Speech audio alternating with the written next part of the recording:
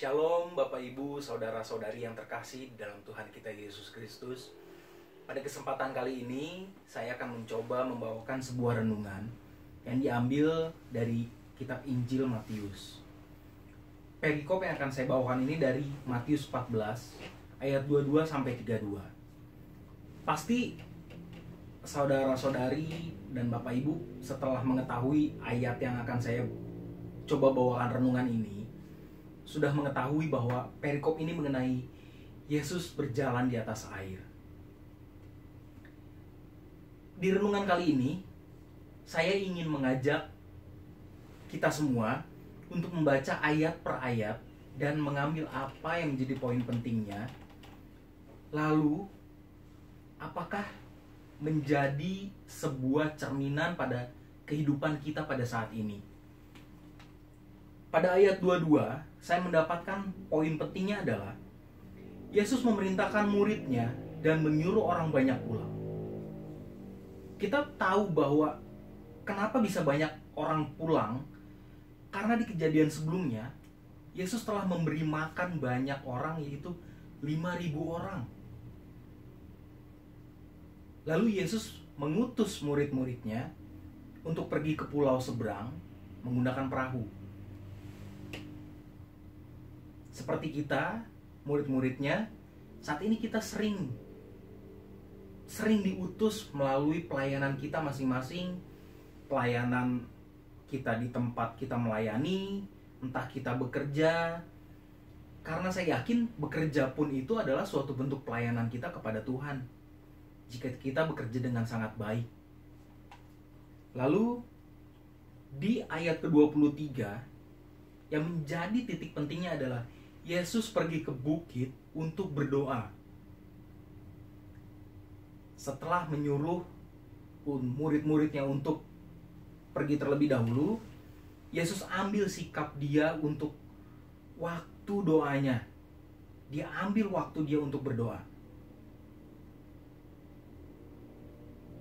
Dan di ayat 24, murid-muridnya terombang-ambing badai. Tidak dikatakan pada saat Yesus memerintahkan, menyuruh muridnya untuk pergi ke seberang pulau. Seperti kita pada saat ini, kita disuruh untuk perutusan, atau kita melakukan kegiatan apapun di keadaan saat ini, tidak ada yang kita mulai dari doa terlebih dahulu. Kita sudah sibuk melakukan apa yang harus kita siapkan, apa yang harus kita lakukan. Sama seperti kejadian murid-muridnya, tidak dikatakan bahwa mereka berdoa terlebih dahulu, baru mereka naik ke perahu dan pergi ke pulau. Tetapi Tuhan kita, Yesus, itu berdoa terlebih dahulu. Lalu di tengah murid-muridnya terombang-ambing badai, Yesus hadir.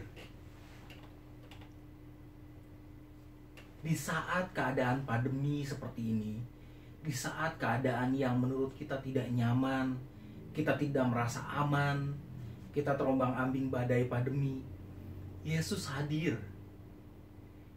Yesus ada bahkan mungkin di sebelah kita. Yesus ada di sekitar kita. Tetapi kita yang sering tidak menyadari. Lalu di ayat 26, ada satu hal yang agak menggelitik. Murid-muridnya bisa salah kaprah, ketakutan bahwa melihat Yesus itu seperti hantu. Seperti kita salah kaprah pada keadaan kita seperti ini. Tuhan, Engkau di mana? Tuhan, kenapa seperti ini? Tuhan, keadaan kita itu sedang tidak mengenakan. Kita sering salah kaprah, bukannya kita mengambil sikap doa kita lebih mesra, kita lebih intim dengan Tuhan kita, tetapi kita lebih salah kaprah ke Tuhan, Engkau di mana? Tuhan, kenapa begini? Kita tidak pernah mengucap syukur, Tuhan terima kasih atas masalah yang Engkau biarkan terjadi di hidup kami karena untuk perkembangan rohani kami. Kita sering sekali salah kaprah. Sampai pada ayat 27, Yesus berkata, "Tenanglah, ini aku." Pada saat kita mulai merasakan keadaan yang tidak enak, kita mulai memperbaiki jam doa kita mulai merasa tenang, kita mulai merasa, oh iya, Tuhan itu ada ya. Baru di situ kita tersadar. Tetapi setelah keadaan mulai membaik, seringkali kita seperti Petrus yang mencobai Tuhan.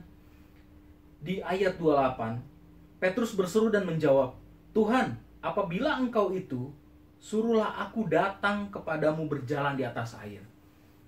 Sama seperti kita. Tuhan, jika Engkau mau, perbaikilah kehidupan kami.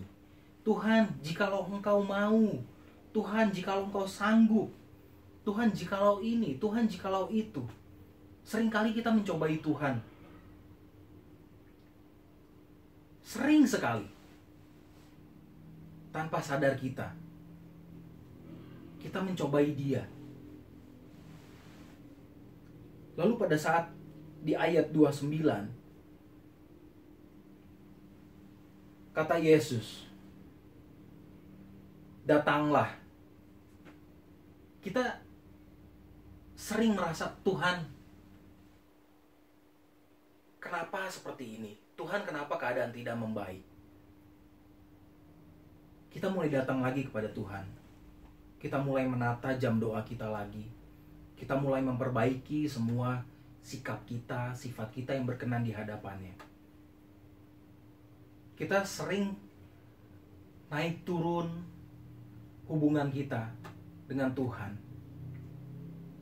Padahal Tuhan mengharapkan hubungan kita yang stabil, mesra, intim dengan Dia. Dan terlihat kita sangat gampang goyah. Seperti Petrus yang sudah bisa berjalan tapi tertiup angin, dia mulai goyah dan tercebur. Dan Tuhan Yesus itu mengingatkan. Dia bertanya di ayat 31 yang menjadi teguran. "Hai orang yang kurang percaya, mengapa engkau bimbang?" Itu menjadi sebuah rema sekali dalam diri saya. Kenapa kita lebih sering bimbang? Kenapa kita tidak melihat ke arah Tuhan, kita fokus? Dan di ayat yang terakhir, semua terkendali bersama Tuhan. Dikatakan bahwa Yesus naik ke perahu dan badai pun tenanglah. Satu hal yang menjadi poin penting adalah bersama Tuhan semuanya terkendali. Bersama Tuhan semuanya akan tenang. Di sini di akhir renungan kita, saya ingin Bapak, Ibu, saudara-saudari semua mengingatkan dari lingkup terkecil kita dulu, keluarga kita di rumah. Mengingatkan saya juga bahwa mari kita ambil sikap doa kita seperti Tuhan Yesus, yang untuk memulai apapun, dia ambil sikap berdoa. Lalu yang kedua, kita selalu mengucap syukur dalam keadaan apapun. Kita kurangi untuk mencobai Tuhan. Tuhan, jikalau Engkau ini. Tuhan, jikalau Engkau itu. Mari kita ajak keluarga kita untuk mengingatkan kita juga.